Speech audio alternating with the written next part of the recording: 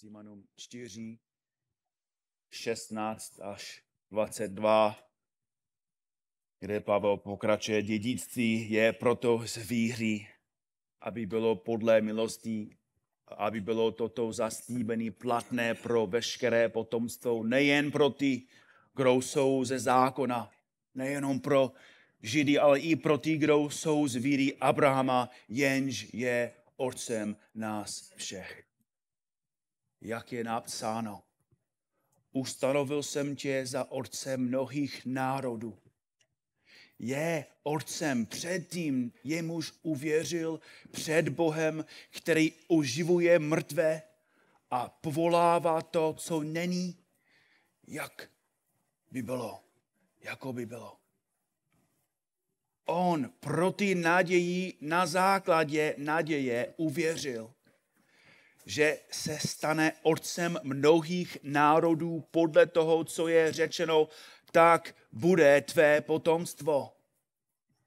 A neochábl ve víře, ani když mu bylo asi 100 let, ačkoliv pohleděl na své již umrtvené tělo a na odumřelé lůno sářino. Nezačal v nevěře o božím zaslíbení pochybovat, ale byl posílen ve víře, když vzdal slávu Bohu. A nabyl pevného přesvědčení, že to, co Bůh zaslíbil, je mocen i učinit. Proto mu to také bylo počteno za spravedlnost. Pane Bože, ještě jednou stojíme ve tvé přítomnosti, ve slabosti, v pokoře i, Pane, ještě v hříchu. My jsme slabí, chudí, hříšníci a každé ráno, dnes ráno, znovu potřebujeme tvou milost a sílu. Potřebujeme znovu se dívat na to, co jsi pro nás udělal a žít z toho. Prosíme tě, abys nám dal světlo, abys mi dal sílu ke kázání, abys jim dal sílu, aby mohli chápat a žít, Pane, podle milosti, z víry v to, co jsi pro nás udělal. Děkujeme ti za tvoje slovo. Amen. 4. kapitola listu Římanům je biblický důkaz, že boží plán spasených hříšníků byl a bude vždy stejný. Z milostí skrze víru v boží milosrdné dílo. Pavel se vrací na počátek židovské víry a ukazuje nám z prvního Židu, že spása je z milosti skrze víru v boží práci. A verše 17 až 22 tuto pravdu dále potvrzují. Smyslem těchto veršů je ukázat nám, jak víra funguje v reálném životě a nachází svůj základ v božích zaslíbeních. Věříme, ale ve skutečnosti každý věří.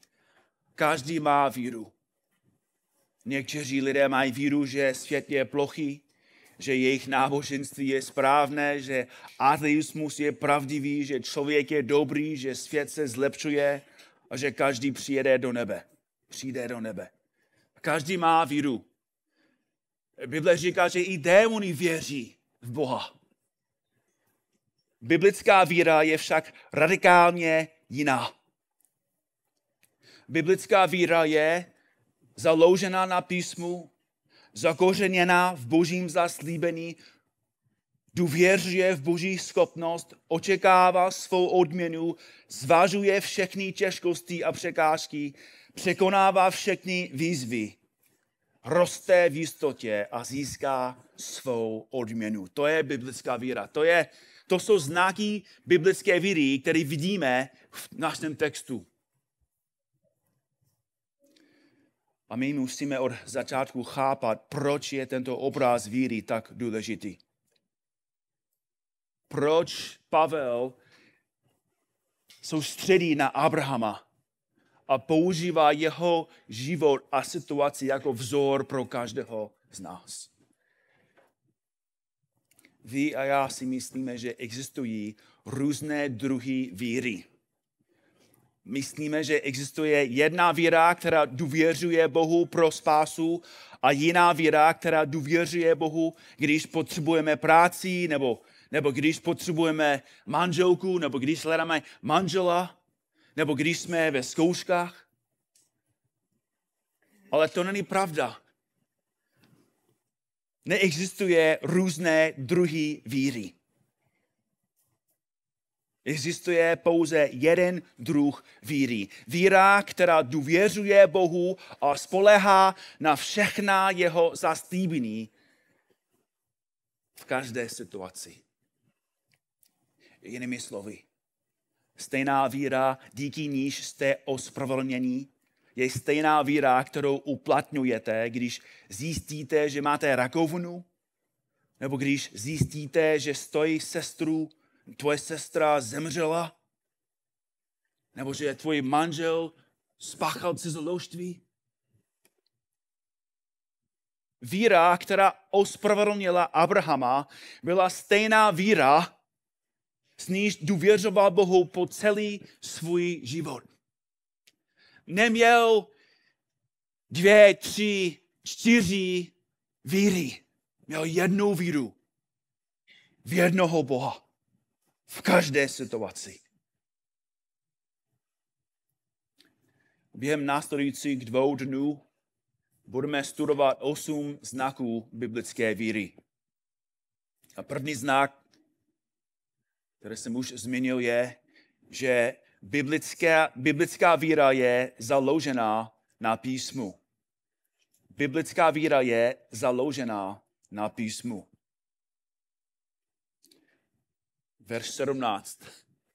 Úplně první fráze Pavel říká znovu, jak je napsáno. Jak je napsáno. A já vím, že to je docela základní. Ale musíme to zopakovat. Protože znovu a znovu a znovu Pavel nás vede zpátky a zpátky a zpátky kam? Do Božího slova. Vždycky. Všechno, co Pavel učí, pochází z Božího slova. Je apostol. Viděl Ježíše Krista na vlastní oči. Slyšel jeho hlas. Viděl jeho tvář. Ale Pavel neříká, to jsem slyšel od Boha. On říká, jak je napsáno, co říká písmo. Jinými slovy, sola scriptura není Lutherův vynález, Calvinův vynález, Husův vynález nebo Pavlův vynález. Sola scriptura je Boží vynález. Bůh ve své milosti zakořenil a zakotvil svou pravdu v psaných slovech, abychom bez stínu pochybností věděli, co on nám řekl a co on nám říká. I dnes ráno. Všechno, čemu věříme, všechno naše učení pochází z této knihy. Proto otázka, kterou si musíme naučit klást ve všech situacích, zní, co říká písmo. Co říká písmo? Otázkou, kterou si musíme klást navzájem, zní, co říká písmo. Otázka, kterou musíme naučit klást naše děti. Co říká písmo?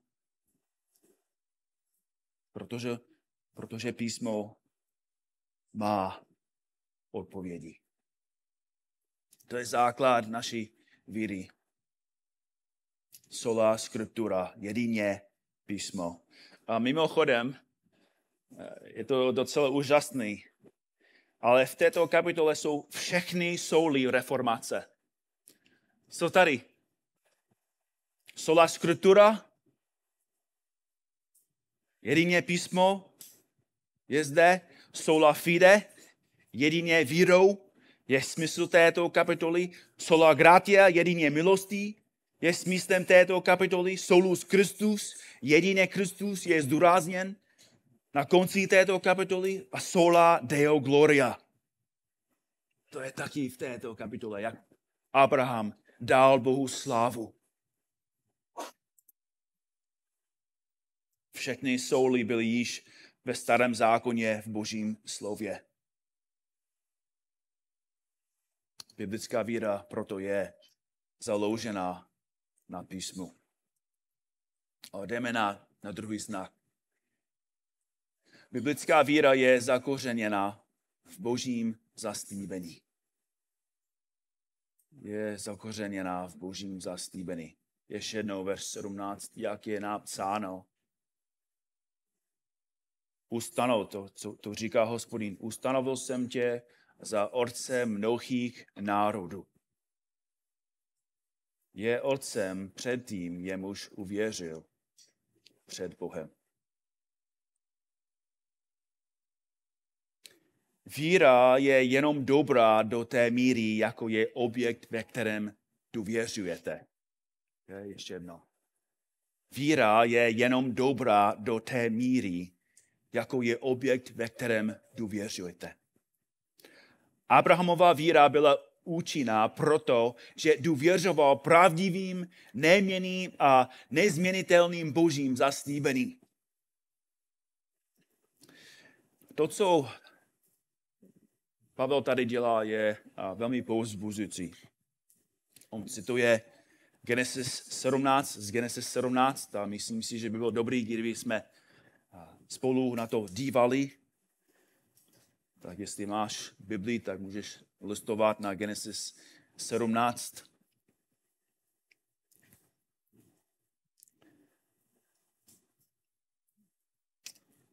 Genesis 17, první verš, když bylo Abrahamovi 99 let.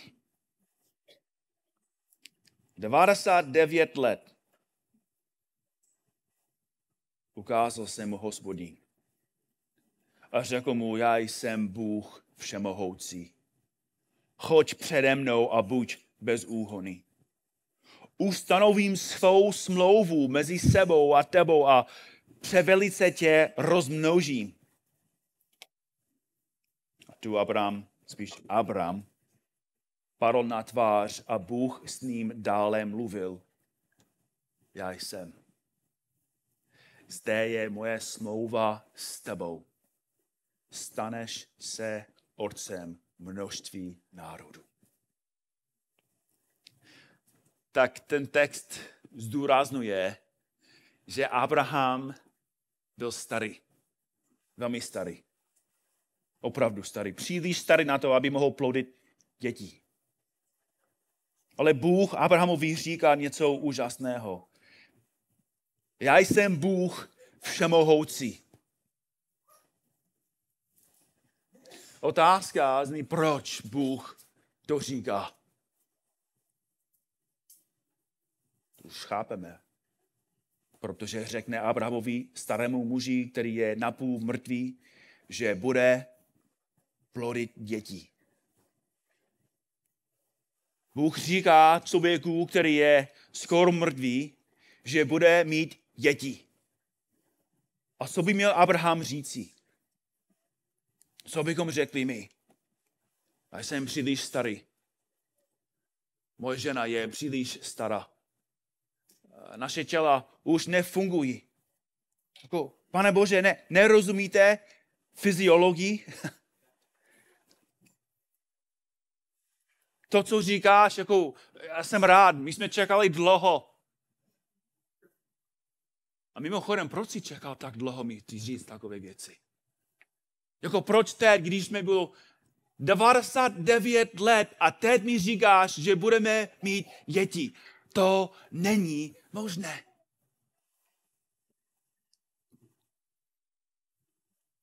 Ale to není, co Abraham řekl.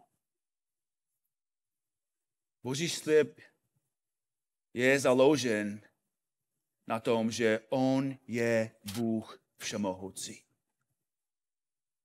Bůh může dělat to, co člověk nemůže. Bůh může udělat to, co člověk nemůže.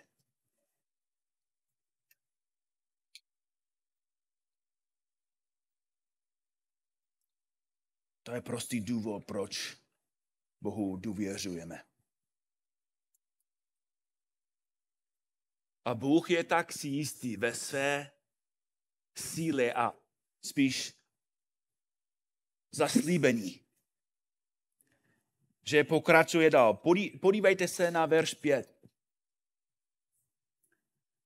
Dal Abrahamovi zaslíbení a v 5. verši říká Abrahamovi, tvé jméno již nebude Abram, ale tvé jméno bude Abraham, protože jsem tě učinil otcem množství národů.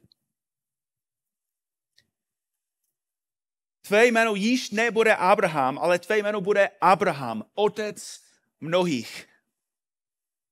Říká budeš ve smyslu právě teď. Právě teď, říká Bůh, změním tvoje jméno. Abrahamovo jméno je změněno dříve, než se mu narodí jediné dítě.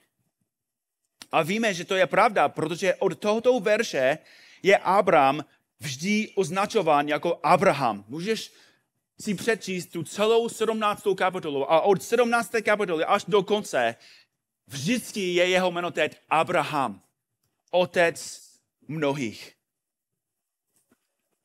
Nemá jediné dítě, ale jeho jméno je nyní otec mnohých. Já si myslím, že to musí být jako na začátku velká hanba. Kdyby ho pojmenoval otec několika, trochu lepší, nebo dokonce otec jednoho. Ale nyní je otec mnohých. Byl by strašně trápný, kdyby moje příjmení bylo jako hodně vlasů. A všude, kam chodím, lidi se zeptají, jak se jmenuješ? No, Markus, hodně vlasů. A to je přesně, co musí dělat ten Abraham. Fakt. Já jsem Abraham. A kolik dětí máš? Žádnej. Já jsem otec mnohých. A kolik dětí máš? Žádnej.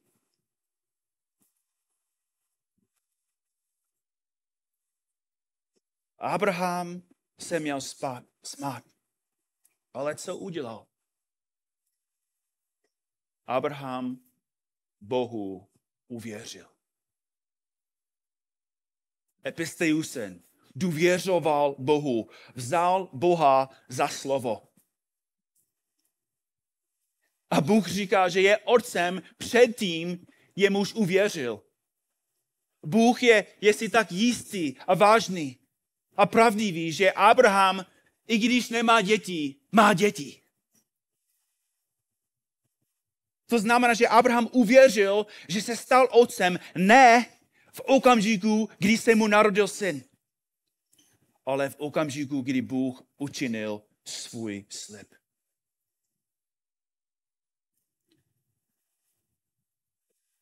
Musíme chápat souvislost. Jak byste byli zachráněni, bratři a sestry, nebo jak jste byli? Jak jste byli zachráněni? Už víme, vírou v Boží zaslíbení. A další otázka, kdy jsme byli zachráněni? V okamžiku, když jsme uvěřili v Krista. Ale máme hodně otázek. Jsme již dokonalí v Kristu? Jsme bez hříchu? Jsme bez poskvrní? Byla přítomnost a vliv hříchu ve tvém životě zcela a definitivně definitivně odstraněna? Skončilo pokušení? Přestal si hřešit? Ne. Ale jak se jmenuješ? Svatý. Ty jsi hříšný a slabý a často nejspravedlivý, ale Bůh říká, že ty jsi svatý. Ty jsi ospravedlněn. V okamžiku, kdy jste vzali Boha za slovo a důvěřovali jeho zaslíbení, přijal vás plně za své. Jeho zaslíbení o úplném a konečném spásení je tak jisté, že Pavel v Římanům 8 používá všechna slovesa v minulém čase. Dokonce i o tvém budoucím oslavení se mluví v minulém čase. Už jsme oslavní v jeho očích. I když tady na zemi jsme ještě hříšní. Jeho zaslíbení je tak jisté, že ty můžeš říci, že i když jsi ještě na zemi, on spolu s Kristem nás probudil k životu a spolu posadil na nebeských místech v Kristu Ježíši.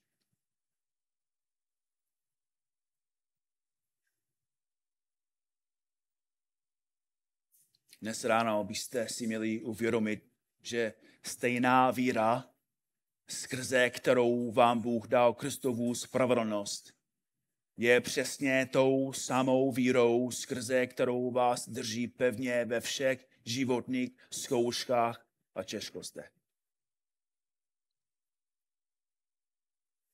Bratři a sestry, to není naše víra, která je silná. Musíme to chápat. To není naše víra, která je mocná.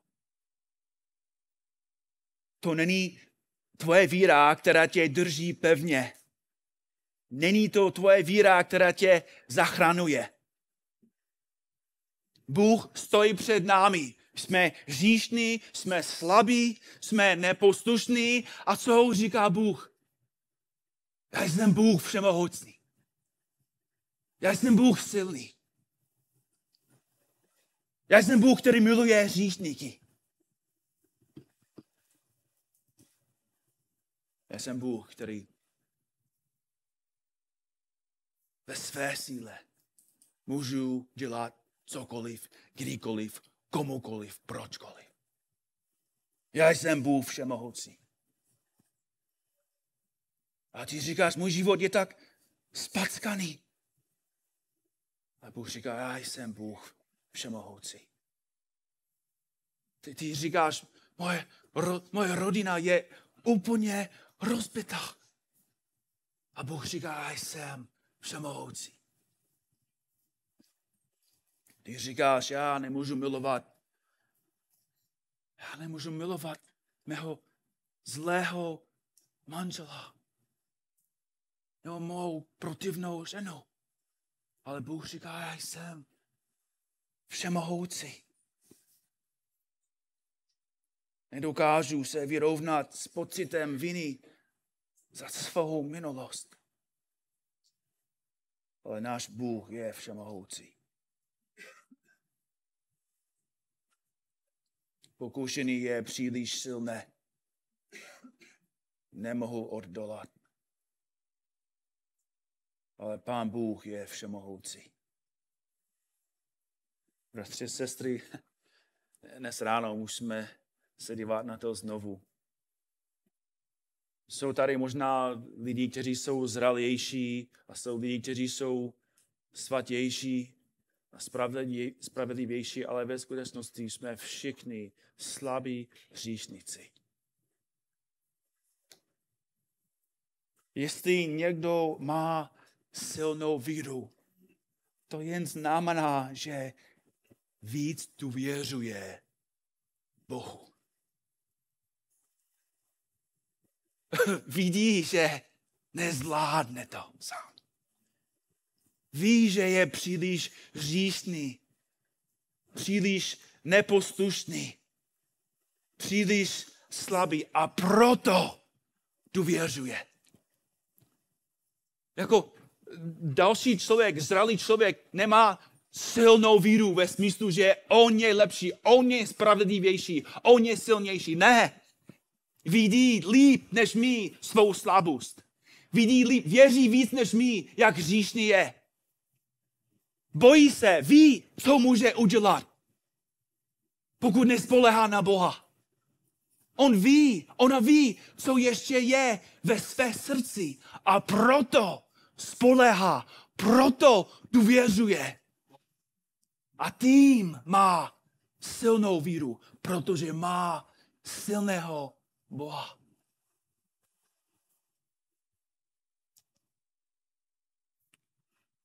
A Abraham se učil, že Bůh byl všemohoucí. A že to byl Bůh, kdo zachoval Abrahama. Pravdu mám rád tu píseň On tě zachoval. Když mé pochybnost tíží, Ježíš víru dá. A když nemám dost síly, on mě podpírá. V temnotě, když ztrácím se, on mě nalézá. Láska má, když kolísá. Pán nás zachová. Pán mě zachová. Pán mě zachová. Spasitel mě miluje. On mě zachová. V slabostech a v mdlobě mě Ježíš podpírá.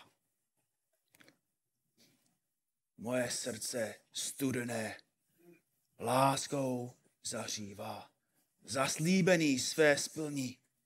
Nikdy mě nepustí. Vykoupil mě svou krví. A to jen milostí. Duši moji nestratí starost, on ji má. Stála oběť Golgoty, on ji zachová. Vzkříšený s ním k věčnosti. Pán mě udrží, než tvář jeho uvidím, když se navrátí. Pán nás zachová. Pán nás zachová.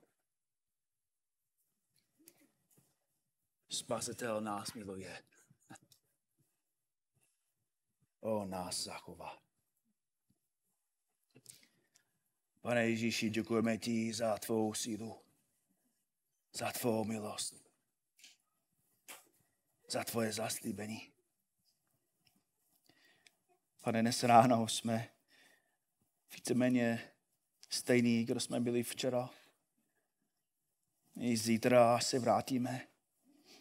Budeme čelit pokušeným. Budeme mít konflikty v manželství, budeme mít konflikty v rodině, budeme mít konflikty v církvi.